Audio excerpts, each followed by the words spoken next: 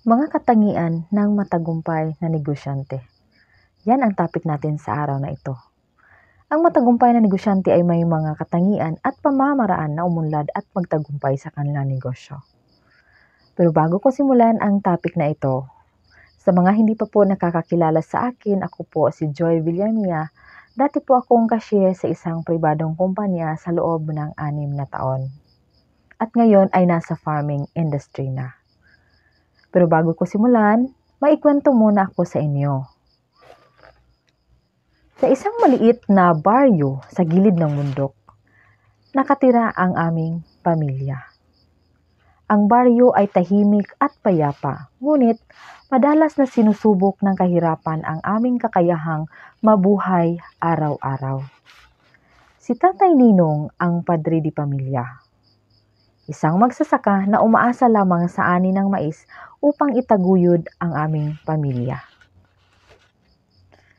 Isang tag-ulan, halos walang ani ang nakuhang mais si Tatay Ninong dahil sa matinding pagbaha.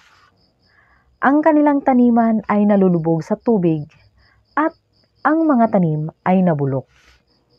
Dahil dito, naranasan ng pamilya ang matinding gutom at kawalan ng pera sa pangangailangan. Si Tatay Ninong ay labis na nag-alala sa aming kalagayan, lalo na para sa kinabukasan ng kanyang mga anak. Ngunit sa kabila ng lahat, hindi sumuko si Tatay Ninong.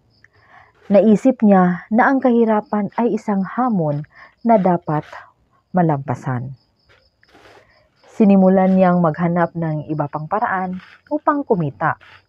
Nakipag-usap siya sa mga kapitbahay at natutunan ang tungkol sa pagtatanim ng mga gulay na hindi madaling maapektuhan ng baha. Nagpatayo rin siya ng maliit na sakahan ng mga manok at kambing upang magkaroon siya ng alternatibong mapagkukunan ng pagkain at kita. Dahil sa kanyang pagsusumikap at pagiging mapamaraan, unti-unting bumangon ang aming pamilya mula sa kahirapan.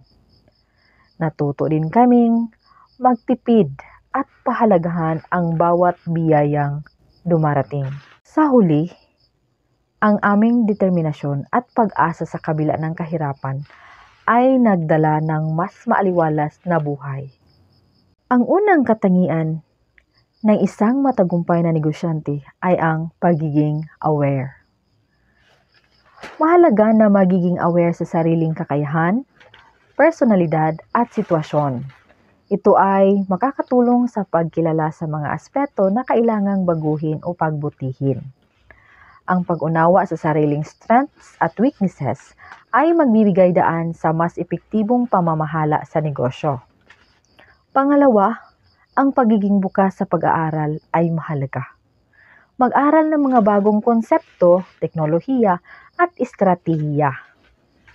Huwag matakot magtanong o humingi ng payo mula sa mga eksperto o kapwa negosyante. Pangatlo is ang pagkakaroon ng malawakang pananaw. Ang malawakang pananaw ay nagpapahintulot sa negosyante na makita ang mas malaking larawan.